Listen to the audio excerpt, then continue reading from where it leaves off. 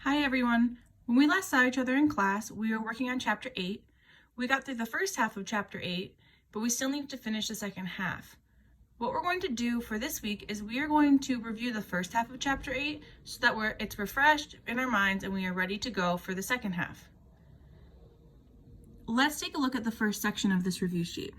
The directions for the first section say find the difference or sum. So difference is subtraction and sum is addition. If you take a look at number 1, we have 4y plus 5 minus negative 7y minus 1. Now that negative 7y minus 1 is in parentheses, and outside of the parentheses is the minus sign. So if you remember, we have to take that minus sign and distribute it to both terms of that second set. So our next line would say nothing changes with the 4y plus 5, so we still have 4y plus 5, but a minus a negative 7 becomes a plus 7y, and the minus negative 1 becomes a positive 1.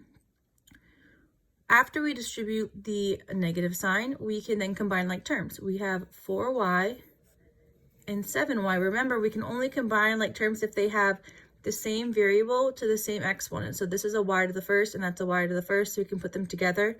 4y and a 7y gives us 11y. Then we also have a 5 and a 1, and when we do 5 plus 1, that gives us a plus 6. So our answer for this one is 11y plus 6. Number 2, 2x plus 3y plus 4x plus 9y. This one is addition. It is the sum. When we distribute this positive sign, it doesn't end up changing anything in the second set, because we have our 2x plus 3y, and then a positive times that positive 4x would still keep it as plus 4x, and then plus 9y. So when we're adding, you can actually just rewrite this line without the parentheses in the next one. But then we have to combine like terms like we did in number 1. So we can put our x's together, and then we can put the y's together separately.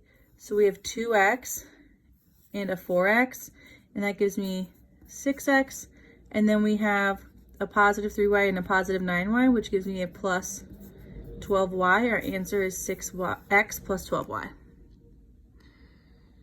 The next section, the directions say, write each polynomial in standard form.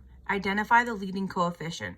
So standard form was when we put the highest degree first. We went the highest degree down to the lowest degree. So looking at number 3, we have 8x squared minus 15 plus 6x to the 5th. The highest degree here is that exponent of 5. So we need to put this term first. So I would first write 6x to the 5th. Now, 8x squared and negative 15 are left. The highest degree of those two is the 2 exponent, so that would be 8x squared. That 8x squared is positive. There's no negative sign in front of it, so we would write it as plus 8x squared, and then we have the minus 15. The directions said to not only write it in standard form, but to also identify the leading coefficient. And coefficient, if you remember, if we have 4x squared, the coefficient is this 4, and the 2, that's our exponent. So our coefficient is the number that's out in front. So the leading coefficient here, imagine the line leader, is this 6 right here. So the leading coefficient is 6. So we have 6x to the 5th plus 8x squared minus 15 with a leading coefficient of 6. Number 4, putting it in highest degree to lowest degree. If I take a look at my exponents, the biggest exponent that I have is this cubed right here, this power of 3. So I'm going to write that term first.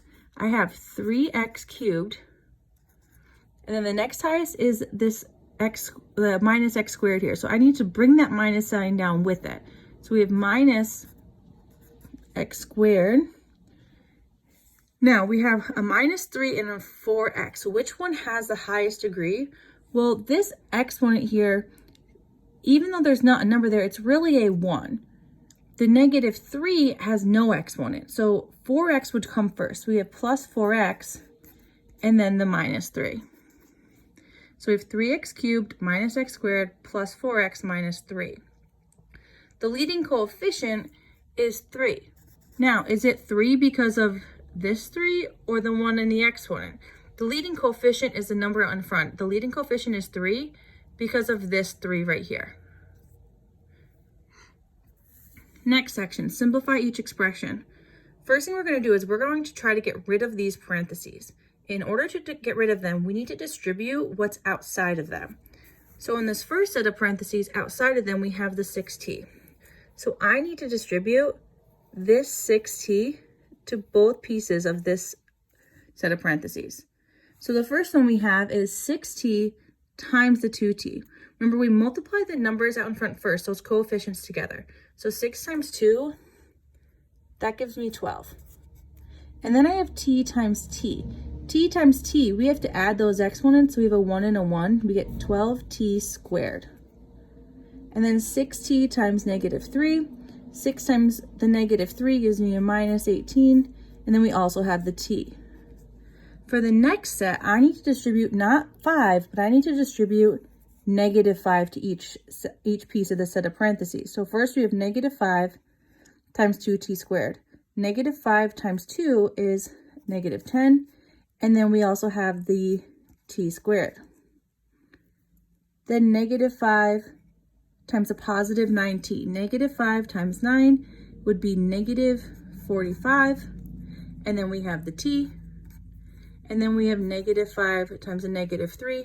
And negative times a negative, remember, is a positive, so it really is plus 15. Now let's make sure it's in standard form, and we can combine any like terms. So if I have a t squared, the only thing I can combine with that 12t squared is something else that has a t squared. So this 12t squared can get combined with the negative 10t squared. It can't get combined with these terms because those don't have the exponent of 2, they have an exponent of 1. So we have 12t squared minus 10t squared, and that gives me 2t squared. Then we have negative 18t and a negative 45t, and that would give me negative, it's going to get further away from 0 because it's 2 negatives. So we have negative 63t. So we've taken care of these two terms. And then the last term is the plus 15. There's nothing to combine that with. So my answer is 2t squared minus 63t plus 15. The last section, find each product. So we have two binomials. Remember binomials? Think of a bicycle. There are two wheels on a bicycle. So this is 3c plus 1 is a binomial because it has two terms. It has the 3c and then it has the plus 1. When we're multiplying two binomials together, that is when we were able to use FOIL.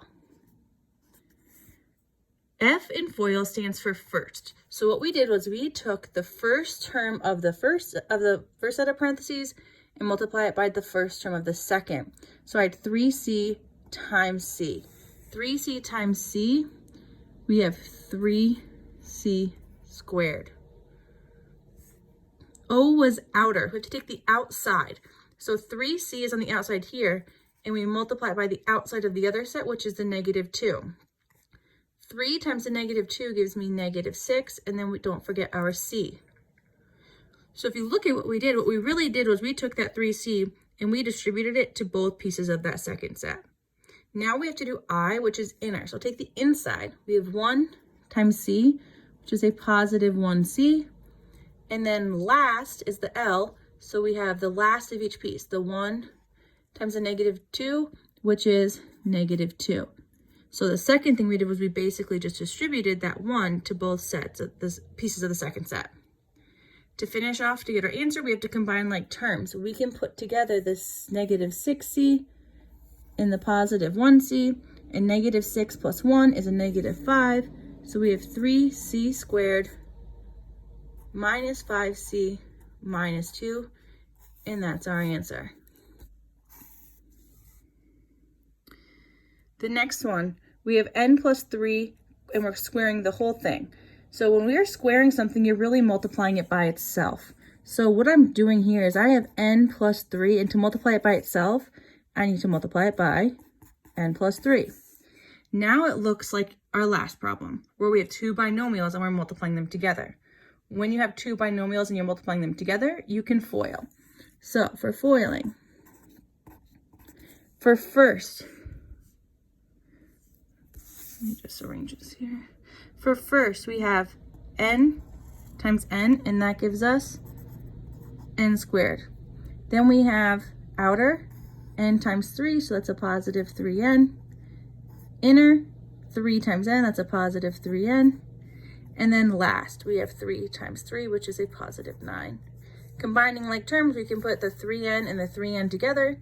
We get n squared. Remember, we are adding here, so 3n plus 3n is plus 6n plus 9. Our answer is n squared plus 6n plus 9. And the last one. Again, we have two binomials, so we can FOIL. For first, we have 3g times 3g. 3 times 3 is 9. Then we have g times g.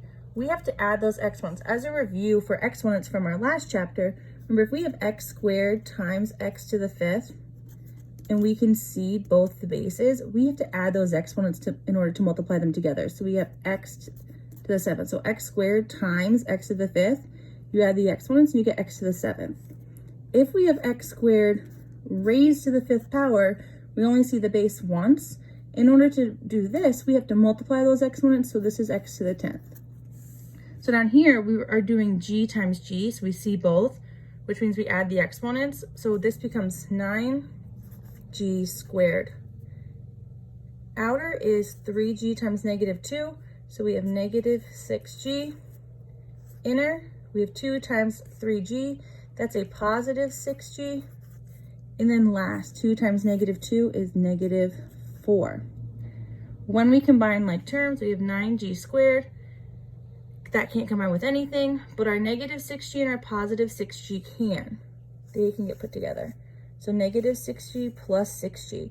A negative 6 plus 6 is 0, which means we'd have 0g. So these cancel out, and we're left with 9g squared minus 4 as our answer.